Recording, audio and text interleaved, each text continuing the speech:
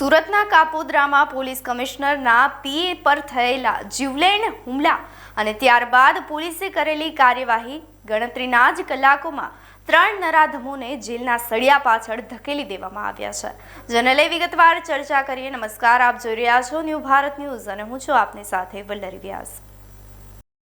સુરતમાં ખાખીનો ખોફ ઓગળી ગયો હોય તેમ પોલીસ કમિશનરના પીએ પર જ હુમલો કરવાની હિંમત કરવામાં આવી છે.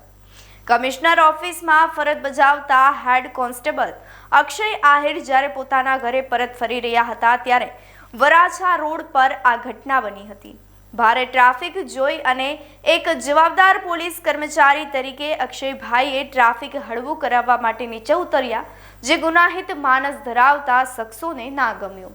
માત્ર ટ્રાફિક હળવું કરાવવાની બાબતમાં માથાકૂટ કરી અને 3 શખ્સોએ પંચ વડે પોલીસ કર્મચારીને ઈજા પહોંચાડી હતી.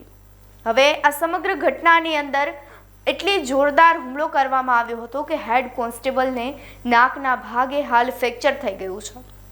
તેઓ અત્યારે હોસ્પિટલમાં સારવાર હેઠળ છે. જો કે સુરત પોલીસે પણ પોતાની તાકાત બતાવી અને ગણતરીના જ કલાકમાં 3 નરાધમોને જેલના સળિયાની પાછળ ધકેલી દીધા છે.